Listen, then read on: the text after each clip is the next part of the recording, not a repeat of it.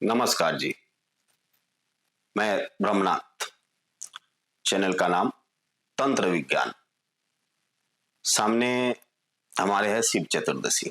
आपने शिव चतुर्दशी में देखा होगा शिव और पार्वती का विवाह होता हुआ।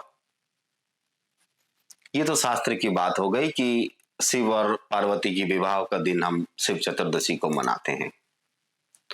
लेकिन अब मैं आपको एक ऐसी योगिक साइंस के बारे में बताना चाहता हूं जो शायद आपको ये लगे कि शिव चतुर्दशी का असली महत्व क्या है, आपको समझना जरूरी है। देखिए, ब्रह्मांड का एक सिंबल है, पूरी ब्रह्मांड का सिंबल है शिव और पार्वती, राधा और कृष्णा। ये ब्रह्मांड का साइन है, ठीक है।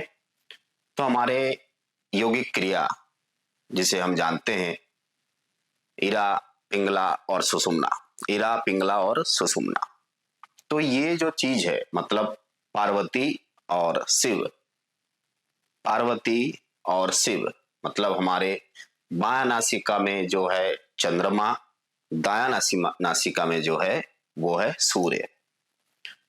तो इस दिन सूर्य और चंद्रमा अपनी पूरी दिशा एक समांतरल रेखा ले लेती है, इस तरह आमने सामने, ठीक है। इस दिन हमारी जो स्थूल शरीर है, स्थूल शरीर से जो हम सांसें लेते हैं, इस सांस लेने की प्रक्रिया में एक मैजिकली एक चेंजेस आती है।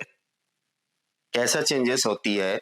जब जिस क्षण शिव चतुर्दशी पूरा दिन में ऐसा नहीं होता है, ऐसे कुछ पल होते हैं, कुछ समय होता है जब सूर्य और चंद्रमा एक ही दिशा में एक ही लाइन में होते हैं। मतलब ऐसा लगेगा कि आपको शिव और चंद्रमा की मिलन हो रहा है, चंद्रमा और सूर्य की मिलन हो रही है, आपको ऐसा लगेगा। तो हमारे शरीर में भी सेम घटनाएं घटती है, सेम घटना हमारे शरीर में घटती है। जैसे अमावस में चेंजेस आते हैं, जैसे एकादशी में चेंजेस आते हैं, पूर्णिमा में चेंजेस आते हैं, उसी तरह एक बहुत बड़ा, हम कहते हैं ना महाशिवरात्र, हम ऐसे कहते हैं महाशिवरात्रि, तो बहुत बड़ा एक चेंजेस आते हैं हमारे सांस लेने की प्रक्रिया में, हमारे इरा, पिंगला और सुषुम्ना में बहुत बड़ा चेंजेस आती है। चेंजेस क्या है वो कि आप फील करेंगे कि आपके सुषुम्ना कुछ देर के लिए ऑटोमेटिक ही एक्टिव हो चुका है। मतलब आप सीधा सीधा आप सांसें अनुभव कर पा रहे हो कि ये जो रेखा है मूलाधार से लेके ये जो सहस्त्रदल चक्र का रेखा है, ये ऑटोमेटिक ही एक्टिव हो चुका है। तो इसका महत्व यहीं से है, पार्वती और शिव, शिव और पार्वती यानी कि चंद्रमा और सूर्य, ये दोनों एकत्रित होते हैं। ऐसे हमें अनुभव होने लगेगा कि जैसे कि हम खुद ही एक शिवमय हो चुके हैं। हमारे अंदर दोनों ही सांसें, हीरा, पिंगला, दोनों ही सांसें एक साथ मिक्सित होके एक सृष्टि हो रही है जिसे हम सुषुम्ना कहते हैं। तो ये शिव महारात्रि का, शिव चतुर्दशी जिसे हम कहते हैं महाचतुर्दशी, ठीक है, शिवरात्रि या महाशिवरात्रि, ऐसे बहुत सारे चीजें हम कहते हैं इसमें।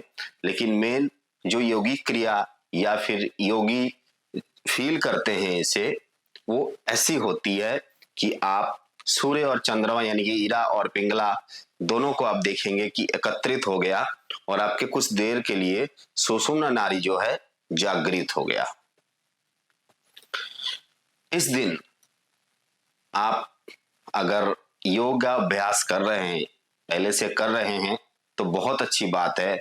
आप इस दिन खुद को फील कर पाएंगे, खुद से मिल पाएंगे, खुद को जान पाएंगे।